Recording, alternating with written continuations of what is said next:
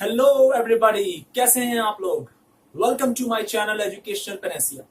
तो जैसा कि पिछली वीडियो में मैंने आपके साथ lifting of corporate veil discuss किया था, तो अब जो मैं आपके साथ डिस्कस करूंगा उसका नाम है जुडिशियल इंटरप्रिटेशन। उसी लिफ्टिंग ऑफ कॉर्पोरेट व्हील का पार्ट है ये। और इसमें मैं आपके साथ तीन बहुत ही इंपॉर्टेंट और बहुत ही लैंडमार्क जजमेंट डिस्कस करने जा रहा हूं। तो बिना एक भी सेकंड वेस्ट किए आइए शुरू करते हैं। तो जो पहली जजमेंट आप देख सकते हैं यहाँ पे, उसका नाम है दिनशॉ मानिकजी पेटिट। अब यहाँ पे I have made a person over here whose name is Dinshaw Manekji, who is earning the huge profits in the name of interest and the dividend. अब जैसा कि आप बहुत पैसा जब कमाते हैं तो आपकी टैक्स लायबिलिटी, आपको टैक्स भी बहुत ज्यादा पे करना पड़ता है। तो दिनशॉ मानिकजी ने सोचा कि क्यों ना हम टैक्स की चोरी करें, why not to evade the tax. तो इन्होंने क्या करा, आप गौर से देखिए। आप यहाँ पे इन्होंने उन प्रॉफिट्स को जो इन्होंने अर्न करा था in the form of interest and dividend, उन प्रॉफिट्स को ट्रांसफर कर दिया as an investment to whom, to 4 private companies formed. That means उन्होंने 4 नकली कंपनीज बनाई, 4 शेल कंपनी या बोगस कंपनीज बनाई, A limited, B limited, C limited and D limited. I am just giving example. और उस companies में, उन companies में अपना सारा प्रॉफिट इन्वेस्टमेंट की तरह के तरीके से शो कर दिया। दैट मींस उन्होंने ये शो करा कि मेरे पास एक भी पैसा नहीं बचा है, मैंने जो भी अर्न करा मैंने उन कंपनीज में इन्वेस्ट कर दिया। अब इंटरेस्टिंग फैक्टर क्या है कि ये जो कंपनीज है ये शेल कंपनीज है। अब शेल कंपनीज क्या होती हैं? तो शेल कंपनीज वो होती हैं जो रियलिटी में एग्जिस्ट नहीं करती, वो सिर्फ और सिर्फ पेपर पे एग्जिस्ट करती हैं। दैट मींस कि रियल लाइफ में उनका कोई एग्जिस्टेंस, कोई मोल नहीं है।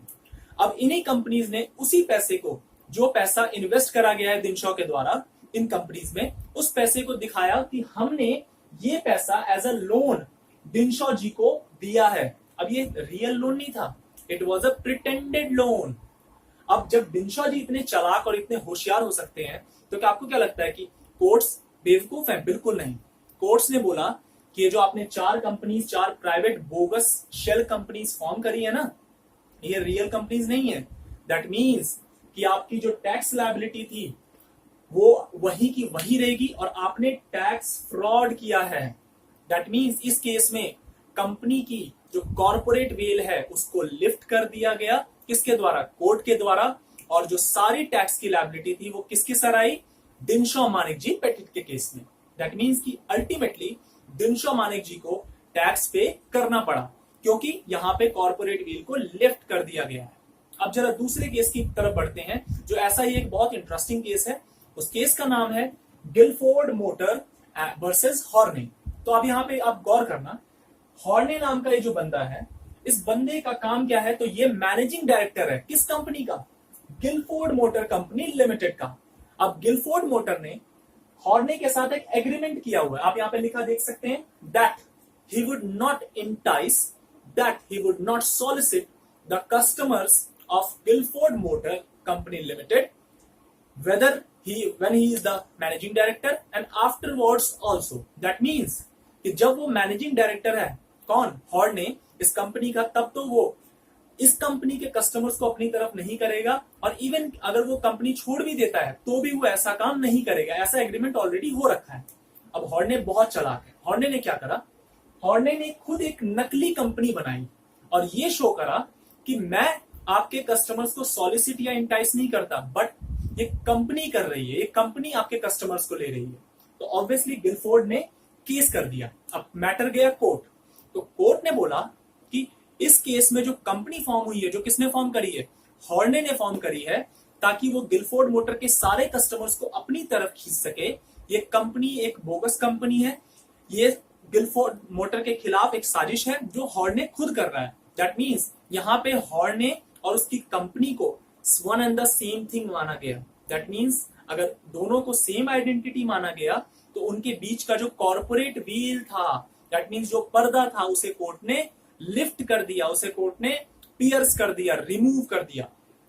अब हम तीसरे केस की तरफ बढ़ते हैं, जो बहुत इंटरेस्टिंग जजमेंट है। उसका नाम है Daimler company limited versus continental tyres. तो आप गौर करना, इस केस में एक कंपनी है इंग्लैंड में जिसका काम क्या है? टायर्स को बेचना, और वो टायर्स मैन्युफैक्चर होते हैं जर्मन की कंपनी में, जर्मनी की कंपनी में। अब ये इंटरेस्टिंग फैक्टर है यहाँ पे कि इंग्लैंड की जो ये कंपनी है, इसकी मेजॉरिटी शेयर होल्डिंग इसके डायरेक्टर सारे कहां के हैं? जर्मनी के। दैट मींस कंपनी भले ही इंग्लैंड में इनकॉर्पोरेट हुई है, बट इसकी जो मेजॉरिटी शेयर होल्डर्स हैं वो जर्मनी से ही बिलोंग करते हैं। अब everything was going good, suddenly world war आया, और वर्ल्ड वॉर के दौरान इस इंग्लैंड की कंपनी ने केस किया उस जर्मन की कंपनी पे, कॉन्टिनेंटल टायर्स पे। किस लिए? To recover their trade debts. जो नॉर्मल बिजनेस ट्रांजेक्शन हम करते हैं तो उसके दौरान जो भी कर्जे, जो भी डेट्स क्रिएट होते हैं उन्हें ट्रेड डेट्स कहते हैं। तो केस करा। अब कोर्ट में मैटर गया तो कहा गया कि अभी तो वर्ल्ड वॉर चल रहा है और आपने केस कर दिया, तो क्या ये केस अलाउ होना चाहिए या नहीं होना चाहिए? तो यहाँ पे कोर्ट ने बहुत इंपॉर्टेंट लाइंस कही, वो मैं आपके साथ शेयर करता हूं। कोर्ट ने कहा सबसे पहली बात कि जो कंपनी होती है वो किसी की दुश्मन नहीं होती, किसी की दोस्त नहीं होती, वो किसी के लिए लॉयल नहीं है, किसी के लिए डिसलॉयल नहीं है। दैट मीन्स कंपनी आर्टिफिशियली कुछ नहीं है, किसी की दुश्मन नहीं है, किसी की दोस्त भी नहीं है। बट कंपनी जिस देश में है उस देश का दूसरे देश जिसके साथ वो पहले ट्रेड कर रही थी उसके साथ वॉर चल रहा है। That means both the countries are at war, और वॉर के केस में वो अब हमारी एनिमी कंट्री हो गई। तो इन केस अगर हम उससे पैसा रिकवर करते हैं तो वो पैसा अब ये कंट्री उसी कंट्री के खिलाफ इस्तेमाल करेगी, और that will be really monstrous and that will definitely be against the public policies. That means इस केस में कोर्ट ने कॉर्पोरेट वेल को जो लिफ्ट करा है कंपनी की, वो एनिमी कैरेक्टर को डिटरमाइन करने के लिए करा है। दैट मीन्स कि जुडिशियल इंटरप्रिटेशन में एनिमी कैरेक्टर में अगर आपको लिखने के लिए आए तो आप इस जजमेंट को मेंशन कर सकते हैं। बहुत लैंडमार्क जजमेंट है। तो ये 3 बहुत इंपॉर्टेंट जजमेंट्स मैंने आपके साथ शेयर करी हैं। अगर आपको पसंद आती है तो आप लाइक करिए, शेयर करिए, सब्सक्राइब करिए और मेरे चैनल को देखते रहिए। और मैंने यहाँ पे प्लेलिस्ट डाली है जिसमें आपको सारी कंपनी लॉ की वीडियो सीक्वेंस में मिल जाएंगी। और अगली वीडियो जो मैं आपके साथ डिस्कस करने जाऊंगा वो प्रोस्पेक्टस के ऊपर होगी, जिसपे हम काफी सारे 2-3 केसेस डिस्कस करेंगे और प्रोस्पेक्टस के डिफरेंट प्रोस्पेक्टस के कंसेप्ट डिस्कस करेंगे। तो thank you very much and thank you very much for being with me.